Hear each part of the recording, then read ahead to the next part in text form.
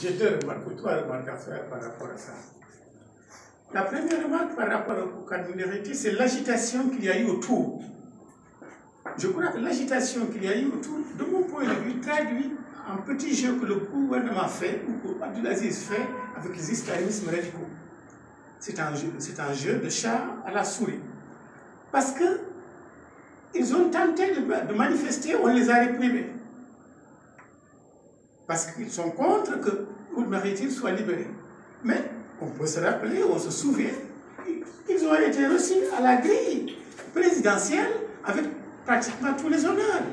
Donc c'est le président qui utilise, instrumentalise la religion quand ça l'arrange, et quand ça ne l'arrange pas, il réprime les gens. Or, par rapport à ce problème, l'État doit avoir une attitude droite, une attitude régulière, une attitude, comment dirais-je, sans ambiguïté. Et ce n'est pas le rôle, ce n'est pas en tout cas ce que je constate dans l'attitude du pouvoir. Quand ça l'arrange, il laisse les islamistes défiler, il laisse même certains faire des menaces de mort publiquement. Personne n'est inquiété. Et quand ça ne l'arrange pas, quand les gens veulent manifester en droit légitime de la Constitution, il les réprime. Donc ce que nous condamnons, c'est l'attitude ambiguë de ce gouvernement qui utilise, qui instrumentalise la religion pour comment dirais-je, mystifier l'opinion internationale. Ça, c'est la première remarque que je voulais faire. La deuxième remarque que je voulais faire, c'est que, après que pousse toujours dans le jeu entre le pouvoir et les islamistes, pour les calmer, le pouvoir va initier des lois répressives excessives. Il suffit de penser pour être tué simplement parce que vous avez pensé. Même si vous demandez à vous repentir, on vous dit non, vous ne vous repentissez plus. Contrairement à la charia. L'instrumentalisation est à son excès. Et de mon point de vue, ces lois nous ramènent en arrière.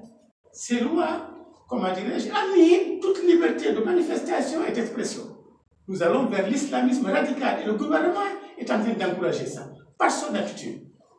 Ça, c'est la deuxième remarque que je voulais faire. La troisième remarque que je voulais faire, c'est que nous ne sommes pas pour verser du sang tout le temps. Nous ne sommes pas sous cet islam-là, au niveau du FPC. Nous refusons un islam qui appelle le sang. Nous pensons que nous avions un islam, dans les années 60, un islam tolérant, un islam ouvert, un islam pacifique, un islam solidaire. C'est cet islam que nous voulons. Nous ne voulons pas un islam qui appelle du sang. Il y a trop de sang versé dans le monde. Nous n'en voulons plus.